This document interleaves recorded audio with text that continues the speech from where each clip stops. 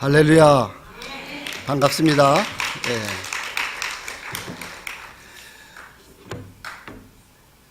정인교회와 작은 돌산의 추억이라는 밴드를 지난 2월 달에 누군가에 의해서 만들었어요. 그래서 29명이 지금 등록이 되어 있는데 다 정인교회 출신들입니다. 그 밴드를 통해 가지고 제가 지난 주일 밤에 만났어요. 만났는데 길게는 45년 만에 만났고 짧게는 30년 만에 만났습니다. 한 세대가 그냥 휙 지나가 버렸어요. 그냥.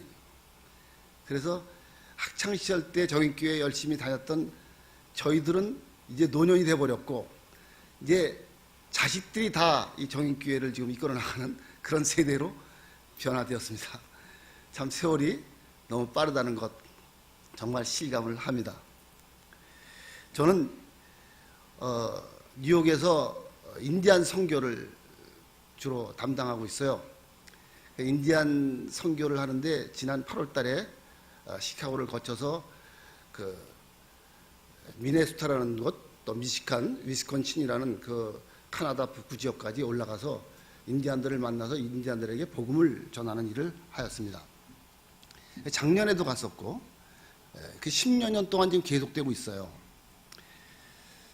인디안 선교를 왜 하느냐 하면은 그들이 복음을 받아들이지 않습니다. 백인들이 믿는 종교를 받아들이질 않아요. 그들이 굉장히 피폐한 생활을 하고 있습니다. 미국 사람들이 그 백인들이 인디안 보호구역이라 그래서 인디안들을 따로 이렇게 모아놨어요. 모아놔가지고 거기서 정부에서 보조금을 줍니다. 보조금을 주고 너희들은 여기서 먹고 이 안에서만 살아라. 밖에 나오면 보조금을 안 줍니다. 그 안에서 보조금을 받고 그 안에서 살아요. 너무 무료하잖아요. 그러니까는 그 안에다가 도박장을 만들어 놓고 도박을 많이 해요. 그러니까 거기 있는 청소년들은 당연히 술 중독, 마약 중독, 뭐 엉망진창으로 살아갑니다. 복음은 받아들이지 않고 백인들은 그 지역에 들어가서 복음을 전할 수가 없어요. 그런데 우리 한인들이 인디안 구역에 들어가서 복음을 전하도록 그렇게 계획을 세워서 들어가게 되는데 거기를 들어가려면은 그 구역의 추장들의 허가를 맡아야만 합니다. 추장들의 조건은 뭐냐? 우리들은 한국 사람을 좋아하는데 너희 한국 문화를 우리 청소년들에게 좀 전해다오. 대신에 복음은 전하지 말아라. 복음을 전하려면 들어오지 말아라. 그런 조건을 가지고 저희들이 한국 문화를 가지고 이제 뭐 부채춤이라든가 또 뭐 한국 예절, 뭐 태권도, 뭐 장구춤 뭐 이런 걸 이제 우리가 준비해 가지고 그리고 들어갑니다.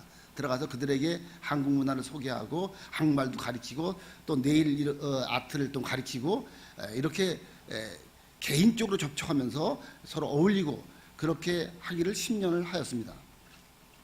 작년서부터 제가 동참을 했는데 뉴욕에서 그 가는 거리가 너무너무 멀어요. 처음에는 어떻게 가느냐면요. 뉴욕에서 주일날 오후 3시에 출발합니다. 오후 3시에 출발해가지고 클리브랜드까지 올라가는데 밤 11시까지 차를 타고 올라가요. 그럼 얼마나 멀다는 걸 대강 짐작을 하시죠? 클리브랜드까지 도착해서 거기서 하룻밤을 자요.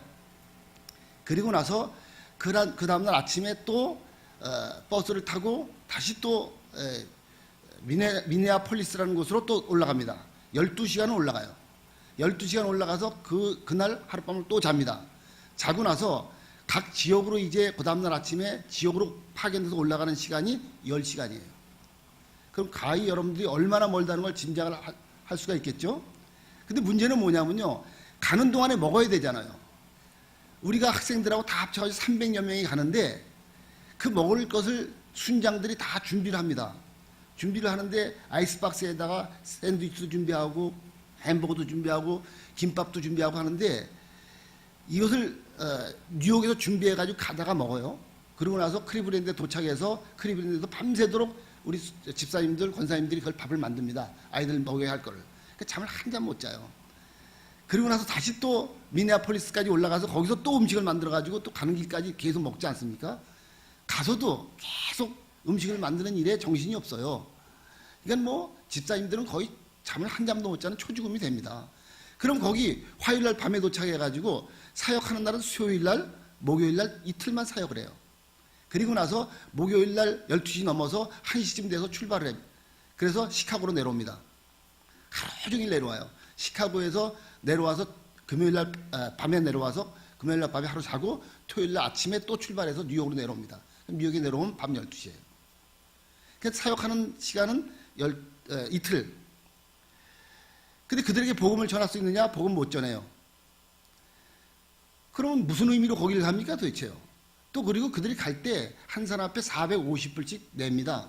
왜냐하면 대형 버스를 빌려야 되기 때문에 450불씩 돈을 내야 되니까요. 돈을 다 내고 집사님들, 권사님들은 하는 직장을 다 스탑합니다. 다 스탑하고 그리고 나서 이제 뭐 자기 비즈니스를 스탑하든가 직장을 안 나가니까 돈이 안 들어오는 거 아니에요. 그러니까 얼마나 손해예요. 그런 걸 감수하고 그 먼 길을 가서 고생해가지고 잠 한 잠 못 자고 초죽음이 돼서 다시 돌아오는데 제가 처음 가서 느낀 게 하나 있어요. 여기 왜 가는가? 복음 전하는 전할 수도 없는데 복음 전하러 가서 무슨 한국 문화 소개하고 태권도 소개하고 무슨 부채춤 소개하고 여기 왜 가? 제가 새벽 기도를 하면서 의문을 가졌어요. 하나님 여기 왜 갑니까 도대체? 한 가지 떠오르는 게 있어요. 지금 거기를 가는 이유는 뭐냐? 그 청소년 아이들에게 너희들 여기 왜 왔어? 그러면 우리는 예수 때문에 왔어 라는 한마디를 전해요. 우리는 예수 때문에 너희들을 사랑해서 여기 왔다라는 그 한마디를 그 같이 어울려서 있을 때 내일 가르치고 장구 치고 같이 음식을 나눠 먹을 때 얘기합니다. 우리가 여기 왜 왔는지 아냐? 예수 때문에 왔어.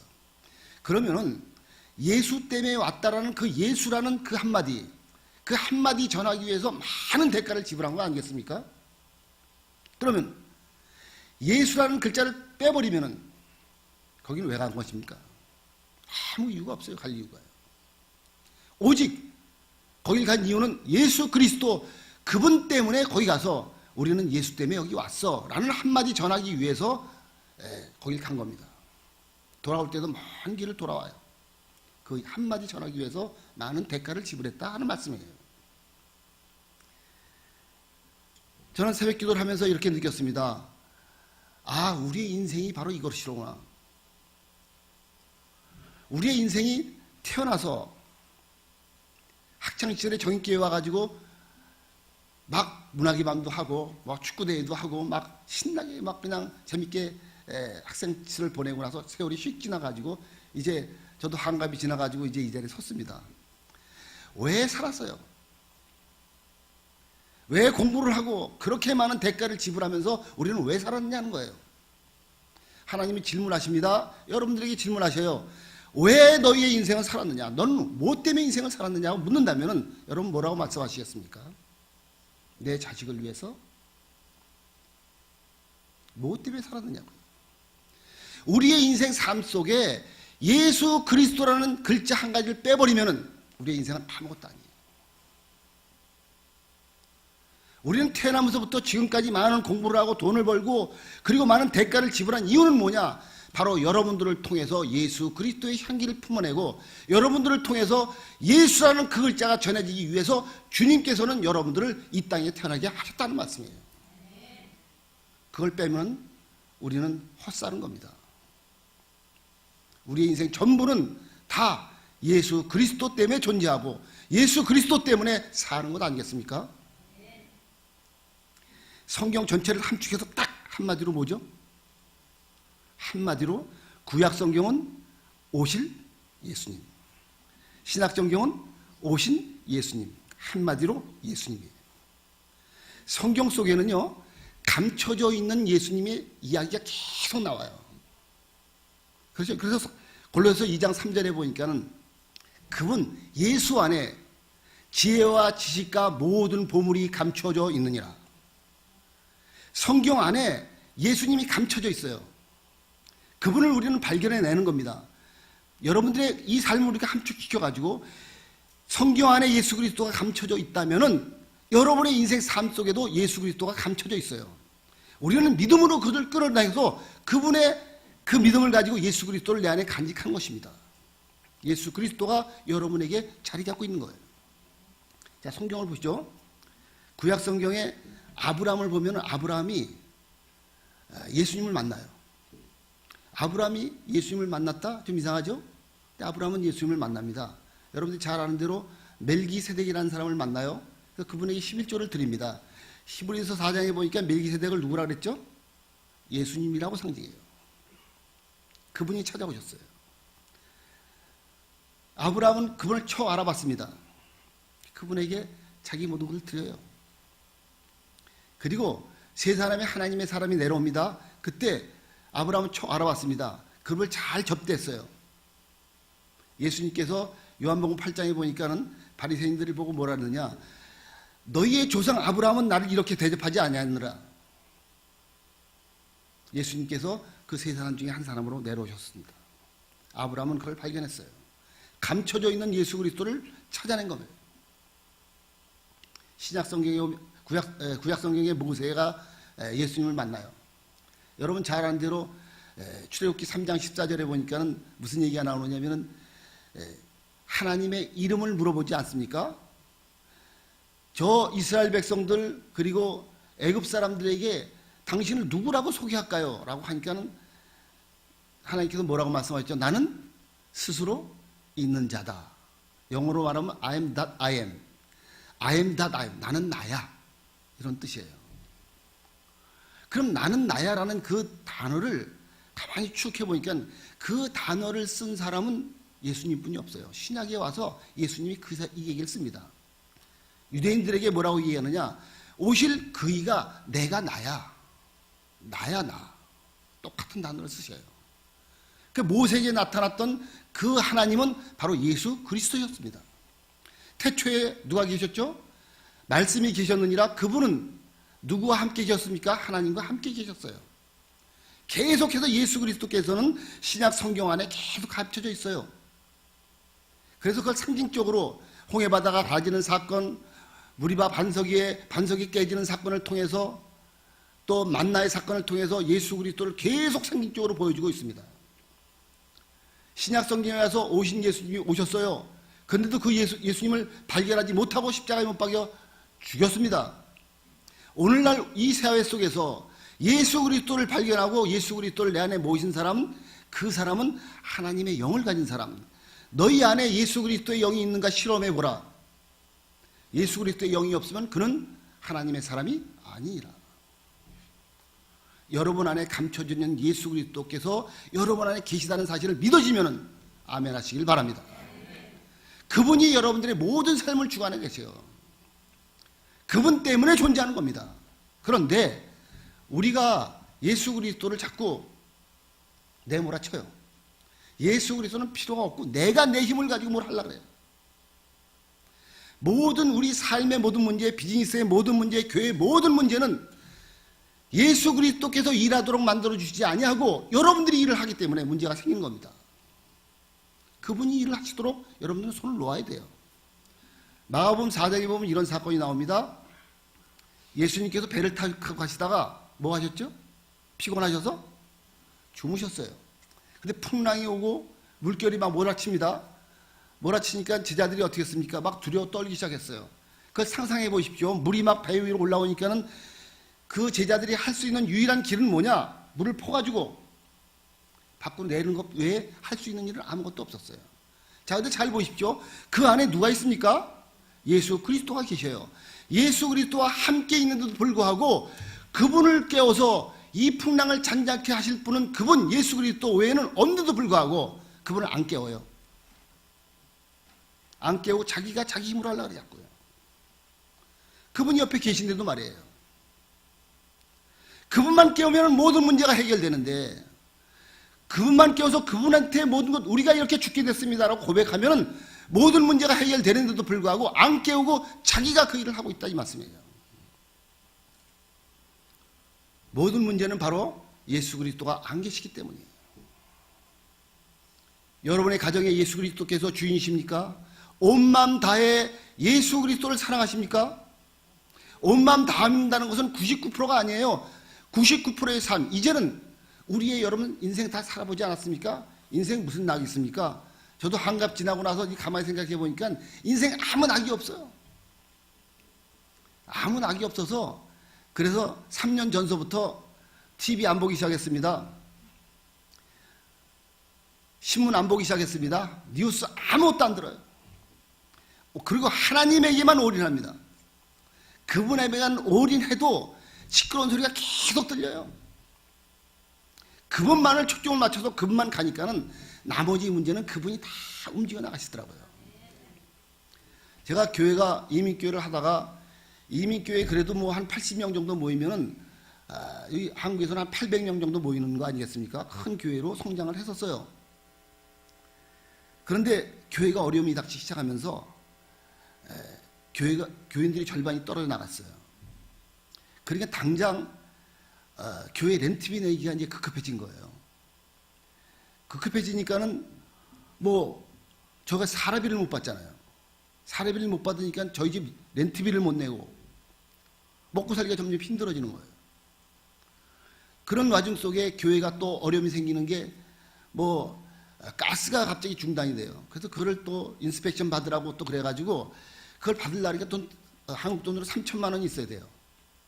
그 돈이 없어가지고 겨울에 추운데 그 석유 난로를 우리 본당에 한 이만했습니다. 이만했는데 석유 난로를 4개를 놨는데도 그 어림도 없죠.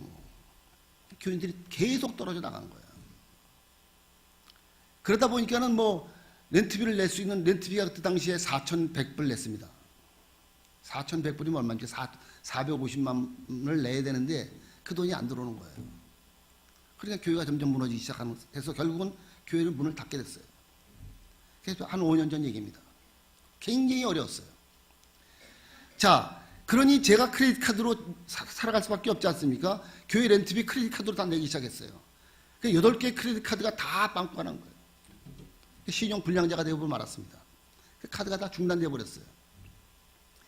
그러니까는 헌금 들어온 것 같고 뭐 보험료 내고 또 교회 뭐 렌트비 내고 뭐 내고 내면 우리 살 게 아무것도 없는 거예요. 단돈 1불이 없는 거예요. 왜냐하면 카드를 못 쓰니까는 현찰은 다 은행에다 집어넣어가지고 다 내야 되니까 단돈 1불이 없는 거예요. 1불이 없으니까는 아무것도 할 수가 없는 거예요. 여러분 돈이 한 푼도 없다면 한 걸음도 움직일 수 없습니다. 1불이 없으니까는 자동차 가스비를 넣을 수가 없어요. 자동차는 움직일 수가 없어요. 이미 불이 들어온 지가 일주일이 지났어요. 교회에 가서 엉엉 울었습니다. 하나님, 이렇게 저를 밑바닥까지 내려놓겠습니까? 왜 그러십니까? 하나님 무무무답이세요. 그런 어려움이 계속되고 있습니다. 근데 어느 날 여러분 아시겠지만은 특히 남자들은 여러분 주머니에 돈이 없으면 사회적으로 죽은 거예요. 교류를 할 수가 없습니다. 뭐 식사하러 가자. 그래도 나갈 수도 없죠. 아무도 만날 수가 없어요, 사람을. 단돈 10불이라도 있어야 나갈 거 아닙니까? 그러니까 한 푼도 없으니까 못 나가는 거예요. 사람 만날 수도 없어요. 그러니까 사회적으로 이미 고립되고 끝나버린 거예요. 하나님 앞에 기도를 하는데 하루 종일 교회 안에서 엎드려서 하나님 앞에 기도하는 거 외에는 방법이 없었어요. 기도하는데 저희 교회에 십자가가 달려 있었어요.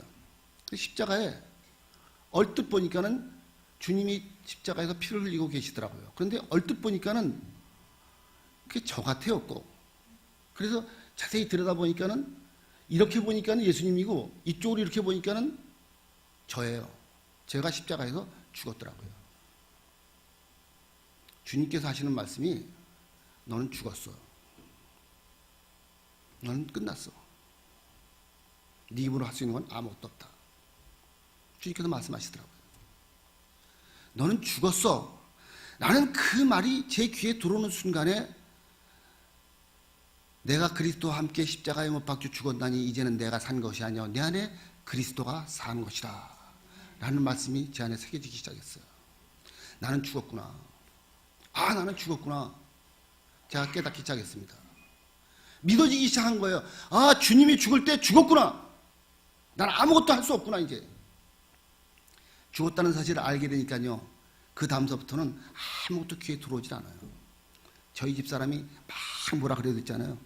그래도 그냥 이쪽 귀로 뚫고 이쪽 귀로 흘러요. 반응이 안 돼. 죽었다고 믿어지니까는 반응이 안 되는 거예요.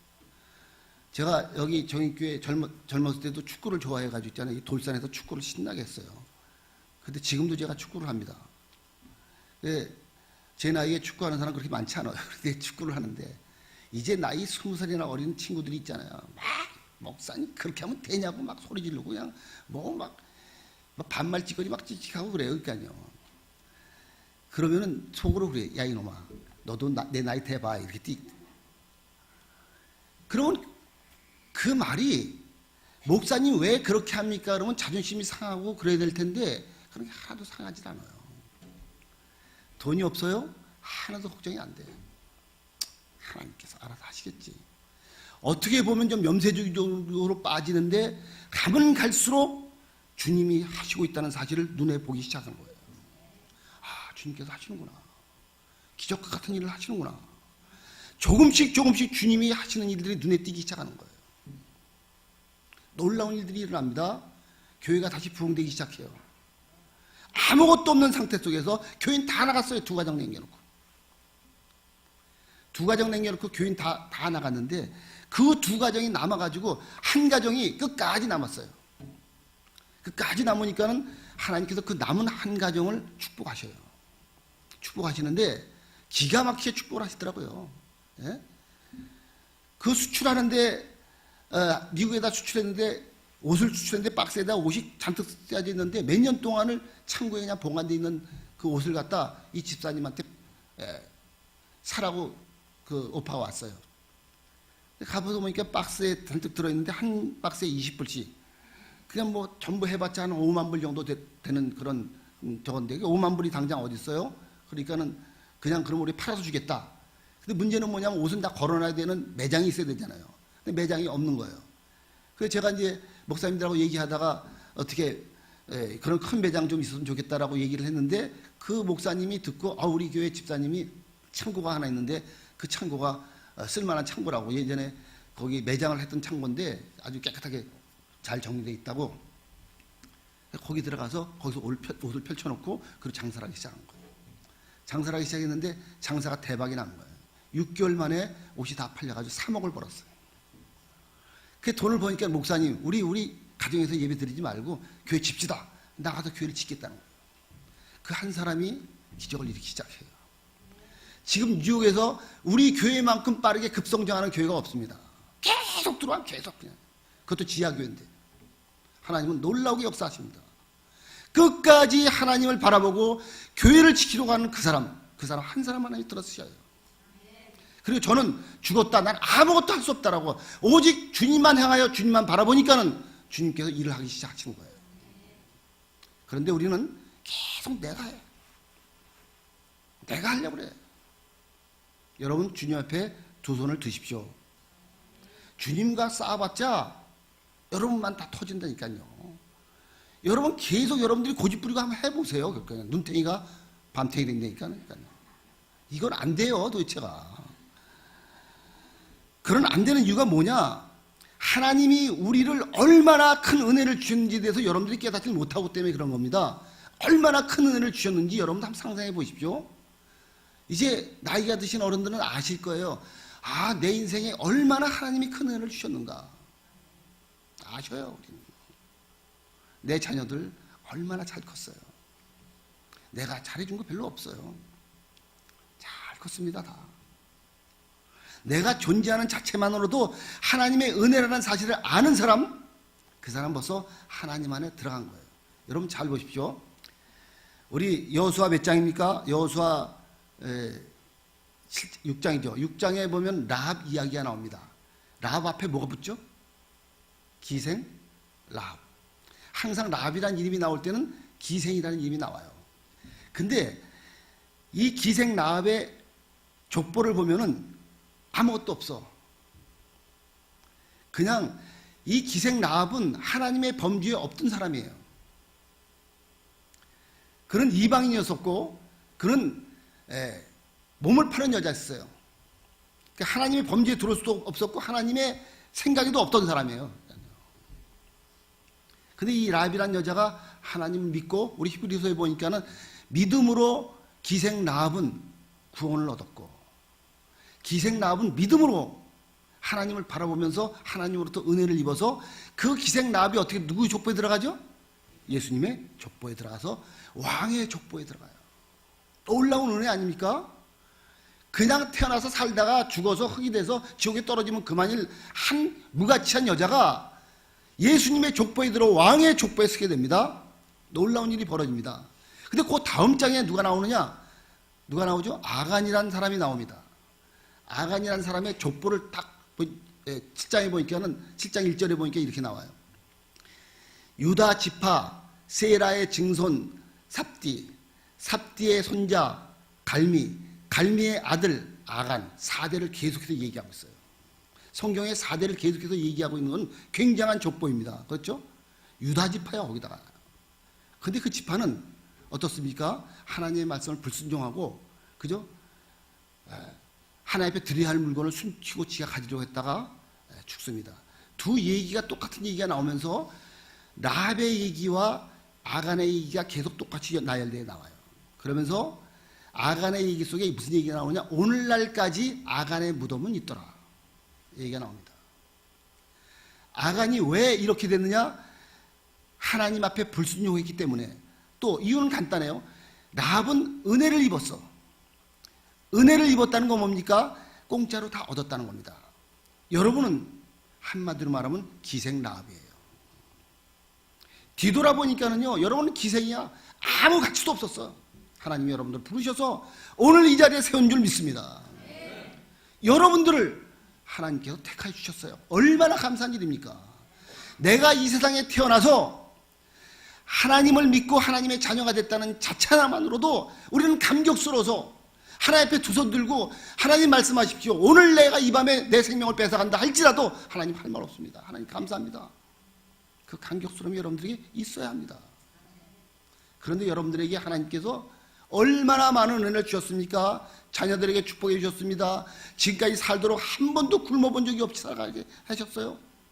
이 좋은 장소에서 편안하게 마음껏 찬양하면서 마음껏 기도하면서 여러분들이 하나님을 섬기는 하나님의 자녀로 하나님께서 계속 이끌어가고 계셔요.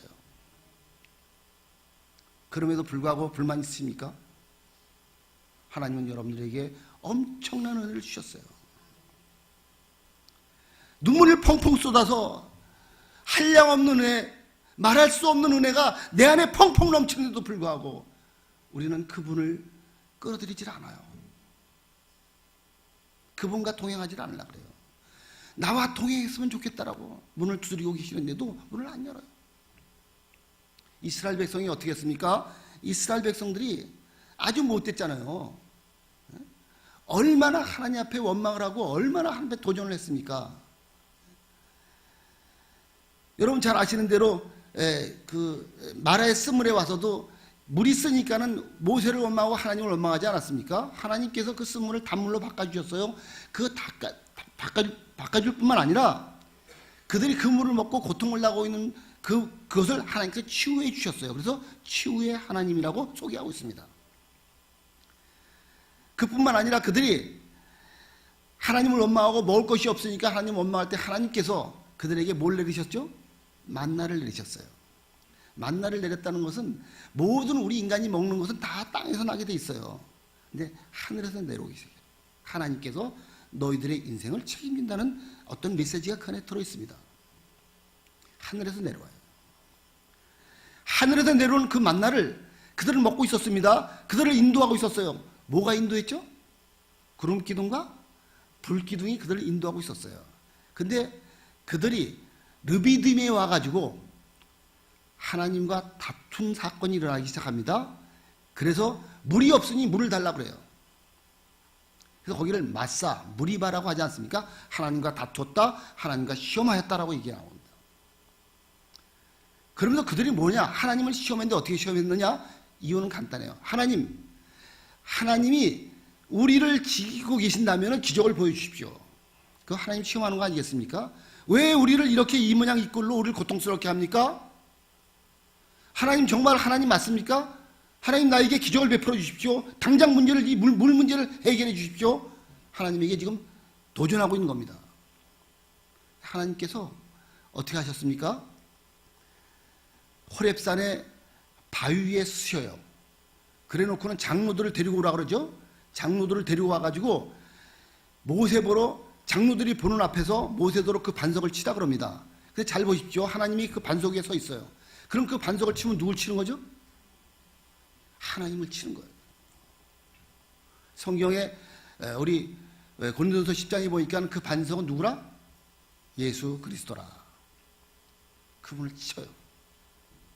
여기에 중요한 사건이 하나 있습니다. 여러분 잘 보십시오. 이스라엘 백성들이 하나님 살아계신 걸 보여주십시오. 기적을 보여주십시오. 물이 없으니 물을 보여주십시오. 라고 항의를 막 하고 있어요. 근데 실질적으로 그 지팡이를 들고 바위를 쳐야 할 것이 아니라 그 대표자들 장로들이 있는데 장로들을 다 쳐야 되는 거예요.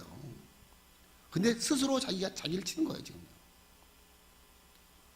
그러면 그 장로들은 다 은혜를 입은 사람들입니다. 근데 이스라엘 백성들은 끝까지 하나님을 시험해요. 기적을 보이라고요. 그럼 잘 보십시오. 하나님이 지금 그들과 동행하고 있습니까? 안 하고 있습니까? 동행하고 있어요. 뭐로 동행하고 있죠? 지금도 계속해서 아침, 점심, 저녁 뭐가 내려와? 만나가 내려오고 있어요. 지금도 불기둥과 구름기둥이 계속 그들을 보호하고 있고 하나님이 계속 임재하고 계셔요. 그럼에도 불구하고 그 하나님에게 두 손 들고 하나님 감사합니다. 하나님 우리 물이 없으니 물을 주십시오라고 고백하지 않고 어떻게 합니까? 하나님을 시험해요. 여러분 어떻습니까? 하나님이 내 곁에 계신데도 불구하고 나를 이렇게 은혜를 주시고 이렇게 사랑하고 계시고 나를 이끌어 주는데도 불구하고 하나님 왜 지금 현실이 이 모양입니까? 왜 이렇게 고통스럽게 합니까? 왜 이렇게 나는 어렵게 살아야 합니까? 라고 하나님에게 도전하지 않습니까? 오늘 이 자리에서 여러분 회개하시기 바랍니다. 이 자리에 주님이 임재하시고 계실 때 여러분 이 자리에서 여러분 마음을 여셔야 돼요. 그래서 지금까지 도와주신 그 하나님은 얼마나 위대하신 하나님이신데 그렇게 나를 사랑하시고 그렇게 인도하셨는데 왜 이렇게 하시느냐고 하나님에게 도전하시렵니까?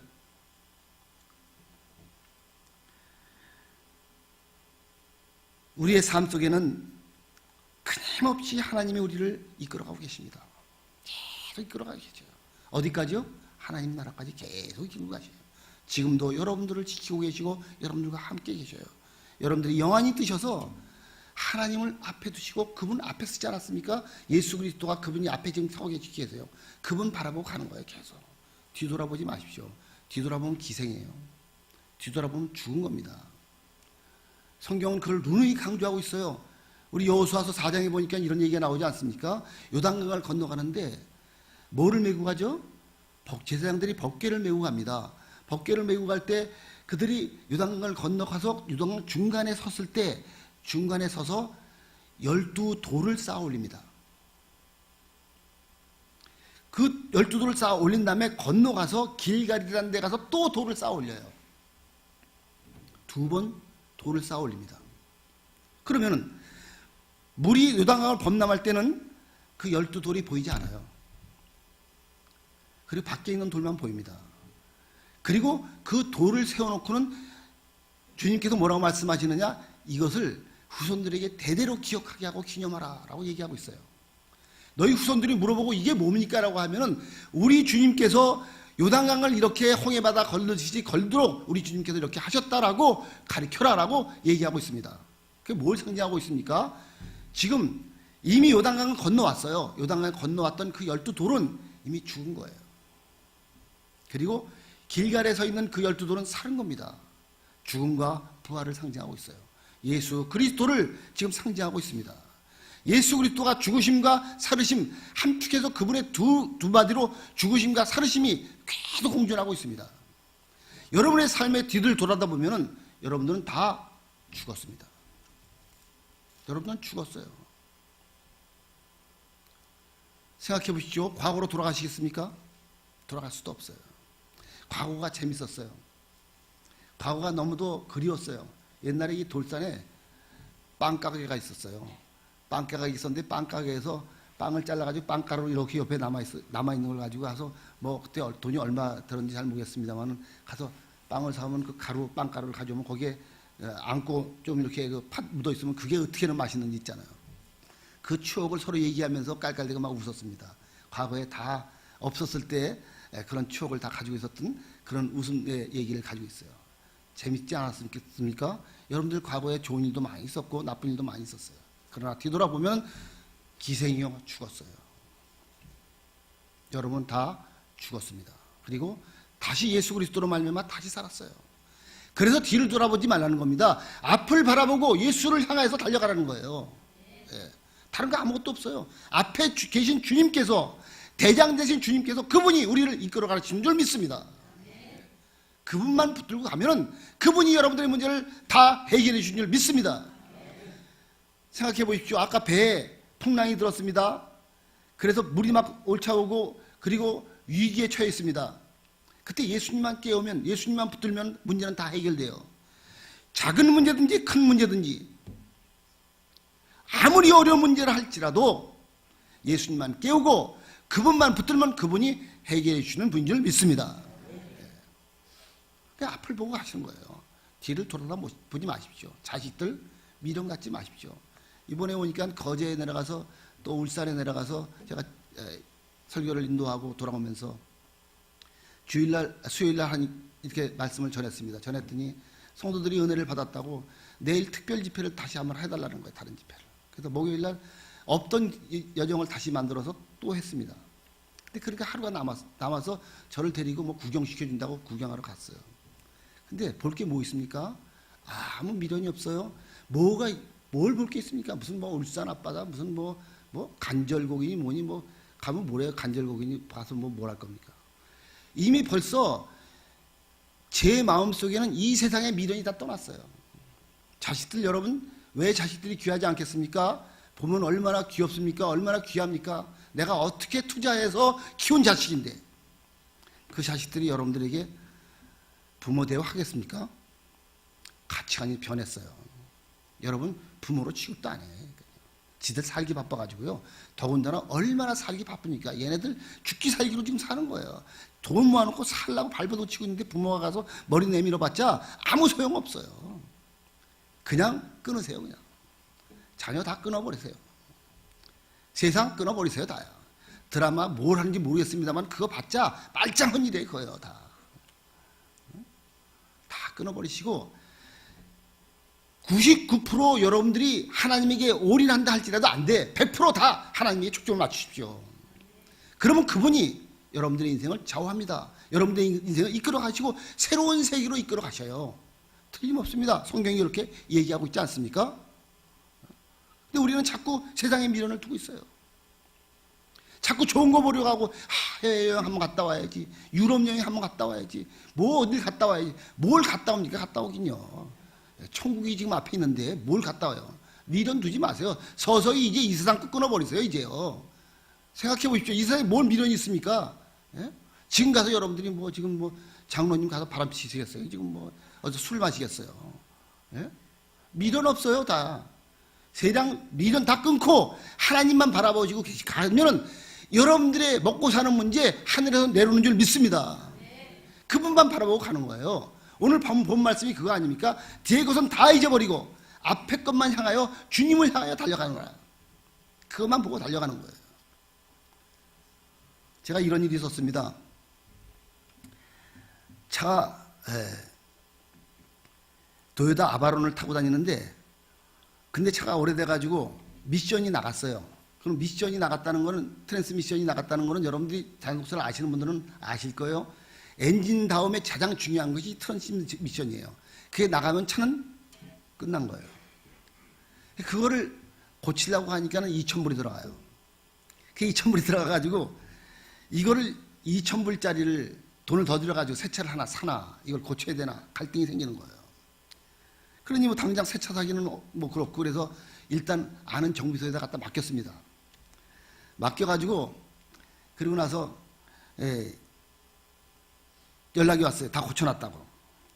와가지고 차를 이제 찾아가지고 제가 이제 그 다음날 차를 움직이지 않았어요. 그 다음날 이제 극동 포럼이라는 모임이 있어요. 뉴욕에요. 거기에 설교를 제가 부탁을 받아가지고 그 극동 포럼 모임 설교를 하러 가는데 장소를 잘 몰랐습니다. 저 롱아일랜드 어디를 찾아가야 되는데 그래서 내비를 찍어가지고 가는데 그 이제 마음에 준비를 하고 하다 내비를 보면서 가다가 차를 가다가 이렇게 이쪽 왼쪽으로 가라는 소리를 제가 깜빡 잊어버리고 그냥 지나치는 순간에 알은 거예요. 아, 왼쪽으로 가야 되겠다 하면서 차를 휙 돌렸습니다. 돌렸는데 이게 가는 속도가 있어가지고 원심력이 붙어가지고 차가 이렇게 돌아야 되는데 이렇게 도는 거예요.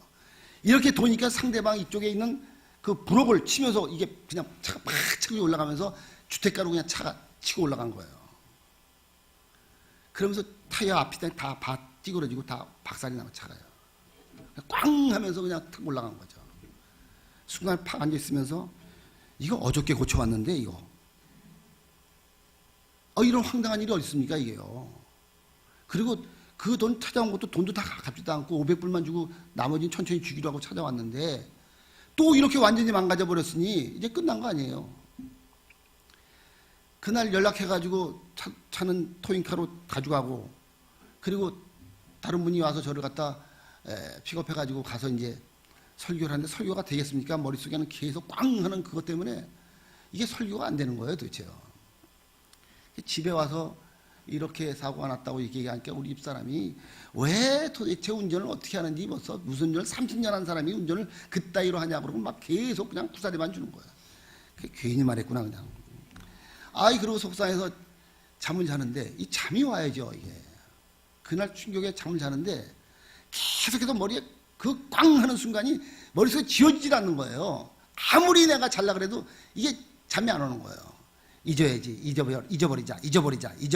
아무리 그래도 계속해서 머리에서 막 그냥 이게 잊어버리질 않은 거예요. 그래서 그 순간이 계속 기억이 나는 거예요. 그래서 자다 깨다 막 그러다가 일어나가지고 저희 집이 2층인데 2층에 이렇게 내려다 보니까는 그 한국 신문이 와 있어요. 한국 신문 아침에 이제 근데 시계를 보니까 3시야. 근데 그날따라 12월 18일입니다. 그날이. 근데 비가 막 옥수같이 쏟아졌어요. 바람이 세차게 불고 영하 기온은 아니지만 굉장히 추웠어요. 그래서 뭐 신문이나 잠이 안 오니까 신문이나 보자 그러고 내려가서 신문을 가지고 내려갔습니다. 내려갔는데 내려가는 순간에 신문을 잡고 딱 들어오는 순간에 문이 바람에 휘어서 쾅 잠겨버린 거예요. 요거를 돌려놓고 그냥 닫아야하는데 이걸 그냥 나갔다가 들어오는데 쾅 잠겨버린 거예요. 이런 황당한 일이 어디 있습니까 이게. 팬티바람에 비는 막 쏟아지지 이거 뭐 이게 사면 초과라 이건 어떻게 할 수가 없어요 도대체. 그러니 다 자는데 이게 벨은 고장나서 벨은 또 울리질 않지. 뭐 핸드폰을 가지고 나왔으니까 뭘 합니까 이게. 그러니까 이거 오도 가도 못하고 뭐 이거 뭐 방법이 안 서는 거예요. 그래서 그 문 고리에다가 이렇게 뭐 플라스틱 뭐 크레딧 카드 같은 거를 이렇게 집어넣어가지고 열면 열리겠다는 생각이 들어가지고 쓰레기통에 가가지고 그런 걸 다 짓는 거예요. 그러니 지나가던 사람이 그걸 보면 그 미친 사람이라고 그러지 있잖아요. 그거 쓰레기통을 다 뒤져가지고 비닐봉다리 들은 걸 다 뒤져가지고 아무리 뒤져도 이게 그런 게 있나요 이게.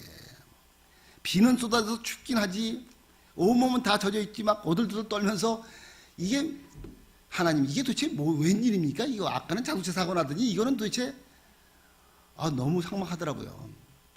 그래서 딱 생각이 나길래 뒷뜰에 낙엽 그러는 갈고리가 있는데 이 갈고리가 철사 쪽으로 이렇게 돼 있거든요. 그래서 그거를 생각이 나도 그걸 잘라가지고 그걸 집어넣어가지고 한참 동안 하다 보니까 문이 착하게 열리는 거예요. 열리니까 얼마나 천국문이 열리는 것 같더라고요.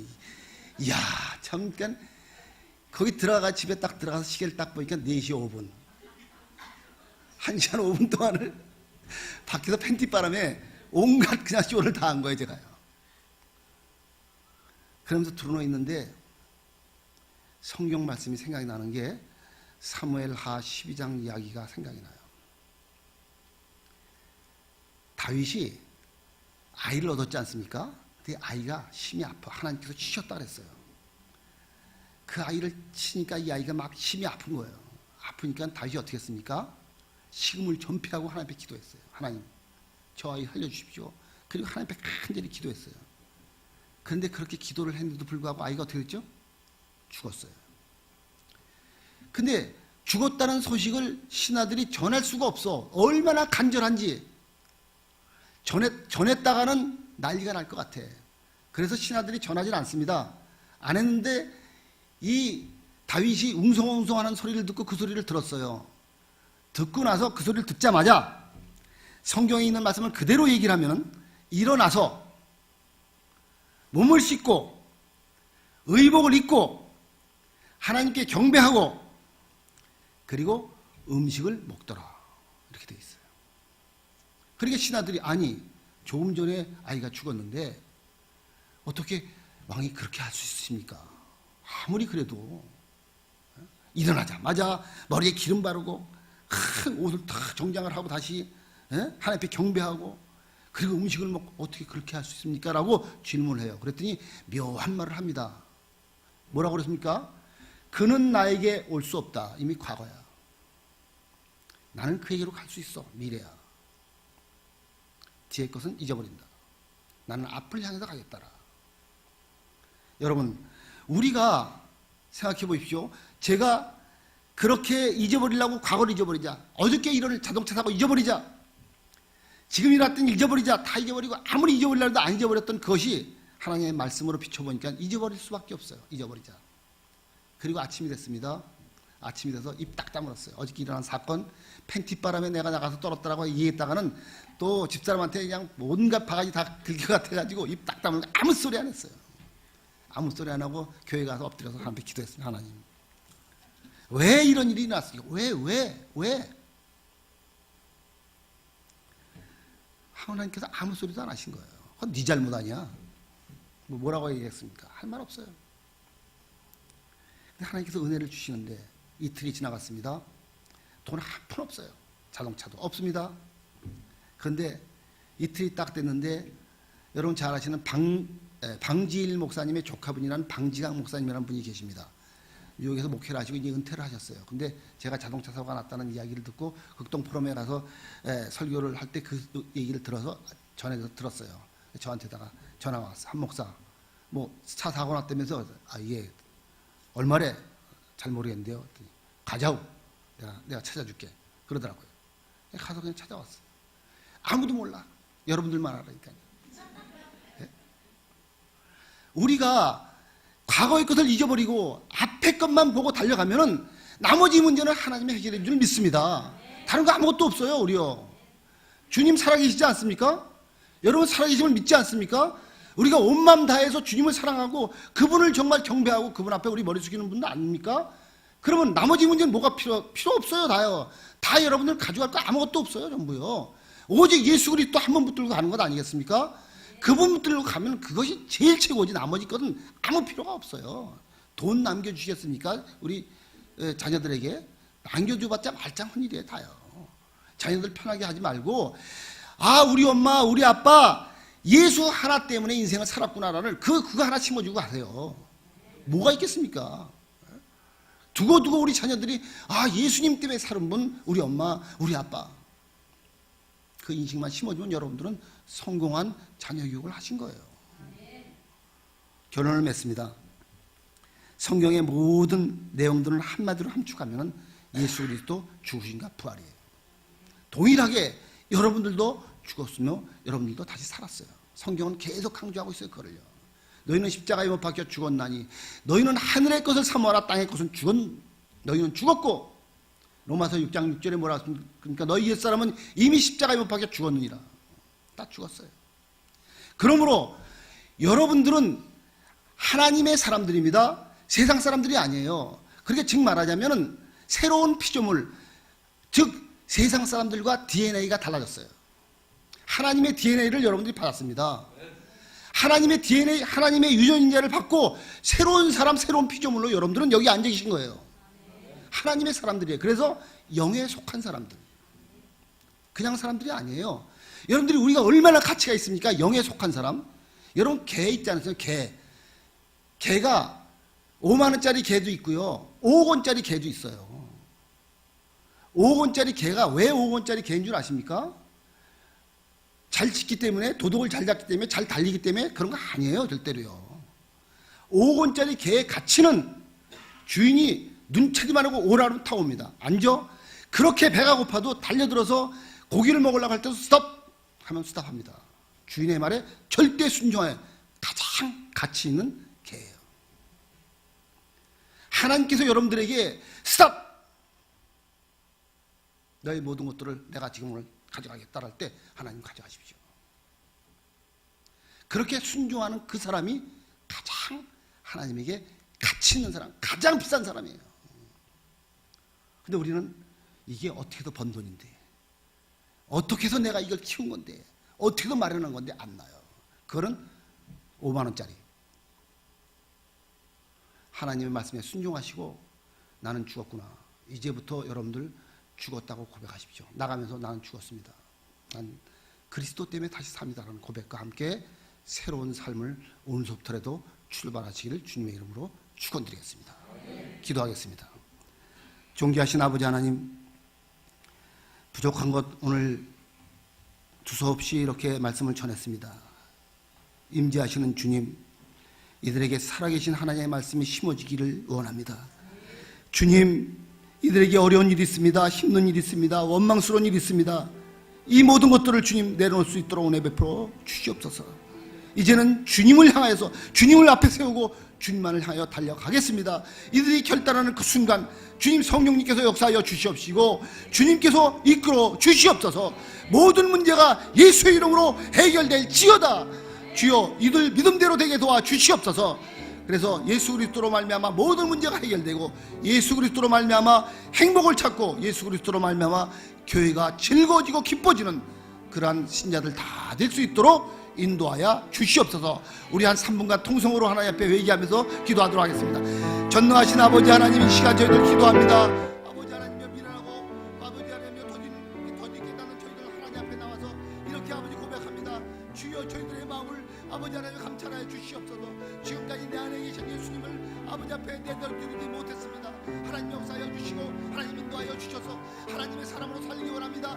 남은 인생 주여 저희들을 인도하여 주시옵시고 남은 인생 저희들을 아버지 하나님의 사람으로 아버지 이끌어 주시기를 기도하고 원합니다.